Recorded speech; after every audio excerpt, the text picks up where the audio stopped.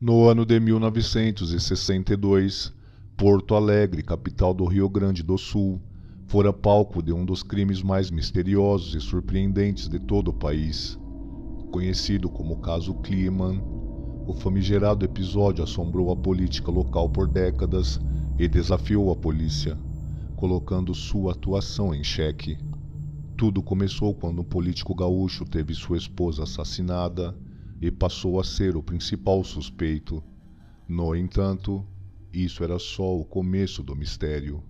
Em suma, o caso envolvia 2 homicídios e logo virou matéria para a mídia por muito tempo, pois além de ser considerado um dos mais sinistros cenários criminosos gaúcho, também envolvia uma rixa política entre Floriano Peixoto Caram Menezes e Euclides Kliman.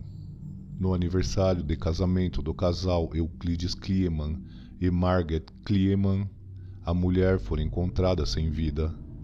Ela estava deitada de bruços e com a face desfigurada, o que caracterizava um espancamento.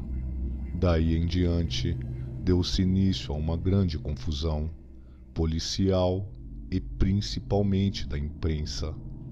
Tudo porque 2 dos principais jornais locais, o Última Hora e o Diário de Notícias, travaram uma verdadeira batalha diante do ocorrido, com sensacionalismo e falsas acusações, publicando notícias que confundiam a polícia e a população que exigia uma resposta. O maior suspeito era o próprio marido, que passava por um momento acalorado por causa do sucesso da campanha legalista do governador Brizola, ao qual fazia oposição, portanto recebia grandes acusações. Euclides e Margaret eram muito visados pela mídia, pois eram provenientes de famílias ricas e tinham grande potencial político. Vindos de Santa Cruz do Sul, estavam sempre envolvidos com grandes transações e mantinham forte contato com a política, o que os trazia questões de dinheiro e poder.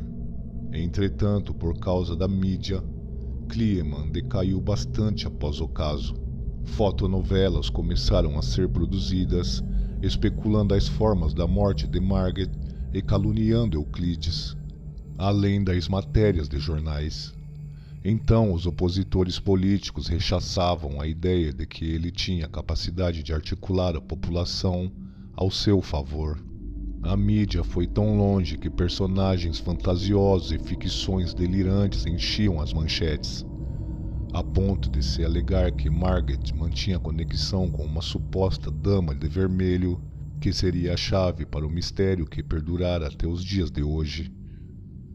Para acender ainda mais a fogueira, Euclides acusava opositores de terem tramado o caso, reforçando ainda mais o atrito midiático.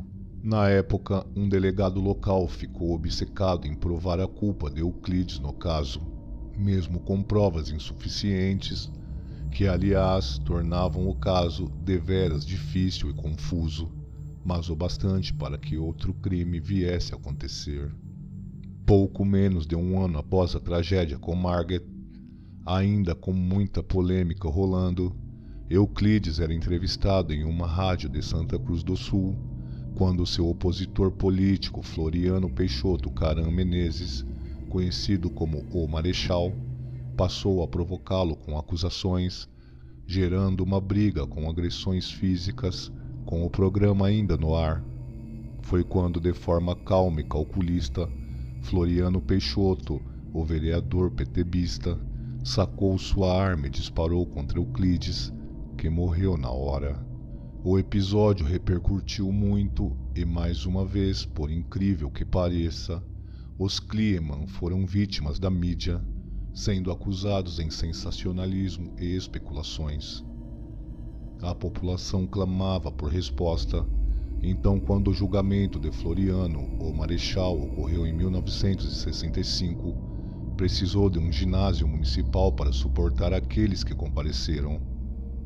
Pedro Simon, que hoje é político do partido PMDB, ficou encarregado pela defesa de Floriano, alegando que o crime não fora premeditado pelo vereador e que o mesmo não pretendia matar Euclides.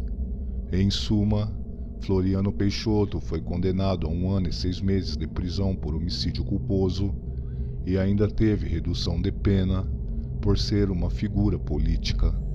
Anos depois, Pedro Simon assumiu a missão de estudar profundamente o caso Margaret Kleeman, chegando à suposta conclusão de que Euclides não era o assassino da esposa.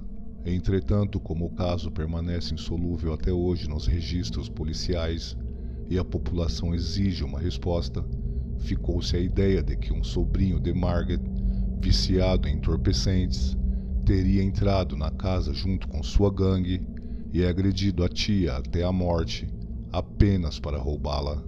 Ainda pairou no ar pesaroso da situação a estranha hipótese de que Margaret soubesse de algum segredo do marido, o que o levou a cometer a atrocidade. Enfim, hoje as conclusões apontam que as suspeitas contra o reacionário político Euclides Kleeman não passam de manobra política para derrubá-lo na intriga municipal que acabou em tragédia. E você, o que acha disso tudo? Deixe nos comentários e até a próxima.